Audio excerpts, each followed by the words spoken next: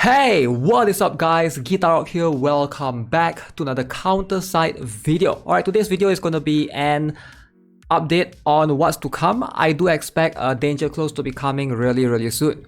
So therefore, let's talk about Danger Close. Give global players a little bit of idea on what you need to prepare for in Danger Close and what is it all about.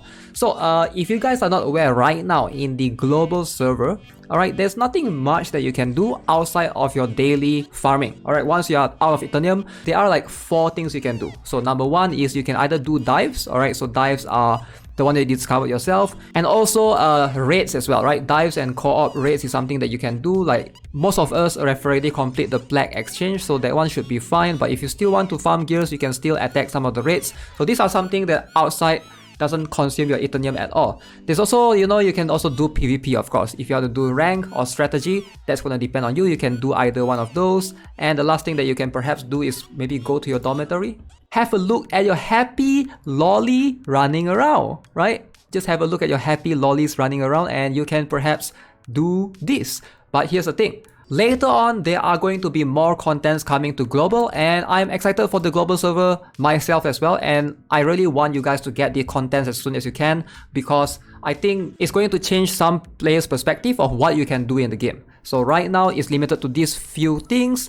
Danger Close is one of it, right? So Danger Close is like a raid boss that we can tackle every 2 weeks, right? So it will be available right here. I will show you guys and talk about more in detail later on. And we are also going to have the guild consortium or guild boss. So that one is going to be like a guild activity. So hopefully if you guys are in an active guild, you can attack the arena and then you can attack this worm boss every single week. This is going to be something that you guys can look forward to as well.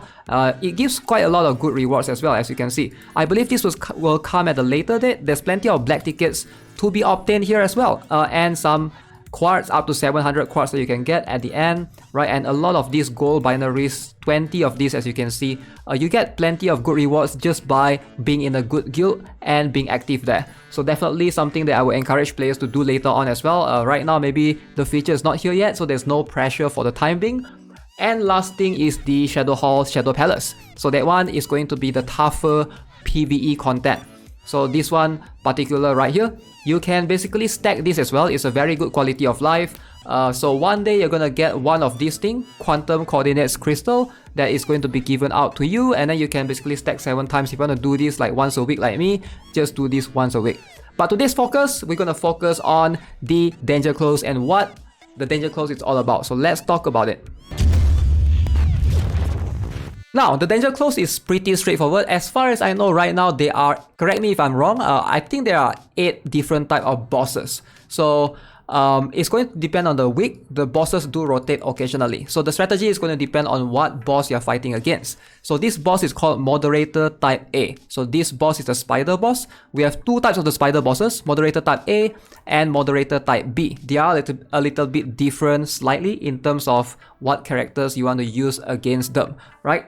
So the Danger Close is going to occur once every 2 weeks. So basically you have 1 week of this thing being available, and then you have 1 more week of the rest week. So something that a lot of players forget to do, the Danger Close, they will give out the rewards to you every alternate week, right? So 1 week, like I mentioned, this week we have Danger Close, right? So right now you can see I'm fighting the boss, Danger Close, and then next week there's no Danger Close, but you have to come here to claim your rewards, right? So a lot of players sometimes forget to come here and claim the rewards. So what is Danger Close? Essentially, it's like a boss, something like a raid boss, but you do it solo, alright? It's all about your score, it's all about DPS check.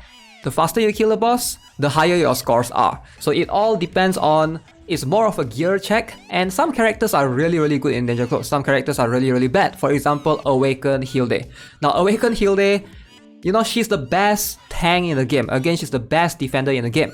But you don't need good high cost defender right here because you want to be efficient. So definitely a lot of people will use the lower cost defenders if they ever need defenders. But ideally you don't need defenders. I think defenders generally are just very bad in the Danger Close, most of the defenders, except for Replacer King later on because it's much more utility based, right? Different bosses will have different strategies to fight against. So every single day, right, you will be able to fight the boss 3 times a day. They will have the combat environment listed for the boss. If you look in my channel, I seldom make guides for Danger Close bosses because it's kind of hard to incorporate guides to them because it's very specific to the combat environment. For example, you notice there's always one debuff, there's always one buff. So the debuff this week is air units hit minus 90%.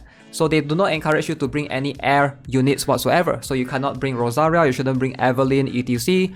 So this is the debuff for this week's environment. And this week's buff, we have Brightburn units attack plus 100%, HP and skill haste plus 50%.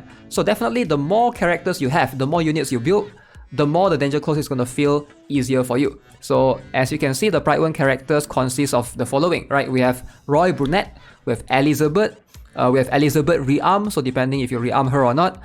We have a KFC guy, we have Thaddeus Morgan. So obviously Roy and Elizabeth, they are both really strong. Like I mentioned, KFC guy is a defender. You don't really use defenders in Danger Close ideally. So and then we have something like Thaddeus Morgan. I don't think he's used as well. Jumping into the strat, I can show you guys a little bit. So it depends on what kind of player you are. Some players take Danger Close very seriously, so therefore they try to climb their rank. So you can see this boss, I've beaten this boss, so now I'm at top 7% in the C server with this score right here, right? And then the other boss, I haven't beaten it. Right now I'm like top 53%, which is extremely horrible. So in this other boss, the moderator type A, you can see this week's environment, all units HP minus 5% per second, which is some sort of very insane debuff environment. So you're gonna need to bring a lot of healers, at least 2 or 3 healers based on what I see, to be able to sustain. And then Flora Maid Service, units attack plus 100%, HP and skill haste plus 50%. This is the maid that I think Global don't have yet, which is a Veronica, Lycoris, Monet, Lily, right? So these characters will give bonus. So you can see it's hard to make a guide for Danger Close, because if I make a guide for Danger Close this week, and then the next time the boss come back, the combat environment debuff and the buff is going to change, right? For example, this time is ally units HP minus 5%. Next time it could be like ground units damage increased by 10%, or striker units attack speed increased by 15%, something along those lines. So it's going to be very specific to that week. It's hard to make a Danger Close like a general guide, because every 2 weeks the combat environment debuff changes, and also these characters that you use, right? So this week Flora Maid Service, they have their buff increase, so therefore it's recommended to use them, right? So that's just the nature of the Danger Close boss. Now, if you are a casual player, alright, if you are a free to play, by the way, you don't care about competing that much in this game mode, your idea here is to try to get as high as you can and then get the score reward that you can get weekly. So it's quite easy to get this. For free to play, it's super easy to do this. You don't have to defeat the boss at all. So you just need to reach 10,500 elimination points, which you can easily do. Now, getting all of this is going to be your goal every 2 weeks. You can see quite a lot of good stuff here. You get the infos, you get the special appraisals. There's also some of these APT cores. There's a lot of APT cores, some bonus Eternium. There's the Fusion Core Fragment. So you can use 5 of these, I think, is it 5 or 10, to combine into one full Fusion Core. Some bonus quads right here as well. Hopefully you guys will take this seriously, right? And then you get the currency as well. This is the most important thing. Now, what is this currency? The Danger Close Performance Points. Now, this will allow you to buy things in the Danger Close shop. As you can see, Danger Close will come alongside with a new type of equipment. The mace gears are here as well. Would highly recommend buy the mace gears. But now you can see there's this extra thing called the Hummingbird gears. Now, Hummingbird are exclusive to weapons only. They are very good pair with Gordias because they give you defensive stat. But depending if you have relic gears that gives you defensive stat, there are some relic gears that are better, the T7 ones. But Hummingbird gears generally, like I mentioned, for T6 they can be upgraded to T7 as well. So this is something that you can use, and like if you've watched my previous guide before, you know these shops, they only work one time. So once you have purchased whatever, you will they are gone, so you can't, it doesn't refresh. But this thing I think will stay forever. Once you finish up, empty out of the shop, these things will be the ones that you're gonna buy every single week. Now let's talk about rankings. If you go to the rankings, right, for the Danger Close, this is like how much points you get, and then there's also one more additional score that will give you rewards based on your rank, which is right here. So you can see if you are in global server, depending on whether you care about this or not, This is going to be the things that's given out to players. You can see if you're top 1, for example, you're going to get additional 250 of these points, and then you get a lot of info, some gold binary, and some fusion core. The rewards are pretty minimal in my opinion. Now it depends on what you're trying to achieve. I don't really push top 100 or top 50 in Danger Close that much because I don't really enjoy fighting the boss over and over and over again to basically try to get high score. I prefer to play PvP. PvP is more fun for me because at least you fight different opponents most of the time. But for the boss, it's like you're fighting them over and over and over again to hopefully try to achieve the higher score. The timer is very important, right? So you can see, ideally for most free-to-play, you want to strive to at least reach either the 10% or the 30%.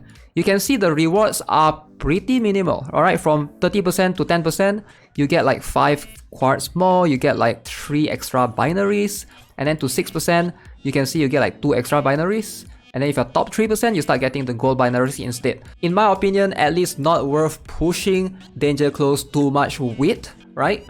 But it really depends. Some players really enjoy it. So if you enjoy like a PvE raid boss style content where you can compete with other players in the rankings, this is for you. Now let's talk about characters and gears, right? So this is where I get asked a lot. So Danger Close is unique because, like I said, every 2 weeks you will fight 2 different bosses. Now once you use a character in boss number 2, you cannot use the character in boss number 1. Let me show you guys an example. So these are the characters that I use for the moderator type B. So there are some characters like this one, Ifrit, they are already used in moderator type A, so I cannot use Ifrit, right? So same applies for the ship, same applies for the operator. So the ship and operator are one time only. And the gears as well, which is crazy. For example, let me see if I can bring Awaken Yuna. Right here, replace Yang Harim with Awaken Yuna. Notice the gear is all red color, right? So the selected gear, this one, the red color, I already used this gear. It said used in the other boss. So you can sort of reset it, but it costs a huge chunk of gold if you want to. You can basically go here and reset the score back to 0 if you want, and that will reset the characters that you use. Let's say you mess up, you accidentally use this character in the other boss, but you want to use in this boss, so there's that option. But I think it consumes a lot of gold. I'm not going to do it. I think it consumes 1 million gold if I remember correctly, or is it 500,000, which is quite a huge chunk. So ideally, you know, it's recommended to try and be careful with which characters that you're using in certain areas. Now, you can also have a look at the top rank players, what they use, to give you guys an idea. If you are a lower rank players or you're still new, you can always go to the individual and look at what the other players are using right here. For example, you can see their team, alright, to have an understanding on what they are using this week. Although it can be a little bit deceiving because looking at characters doesn't mean that if you copy their characters you will be able to do it, because it's very gear dependent. Now in terms of awakened characters, if you lack the gears, some characters like Awakened Yumina can be quite strong in Danger Close. But Awakened Hilde is, like I mentioned, not really used there. Awakened Yuna not much as well because she's much more of a slow burn rather than burst character, right?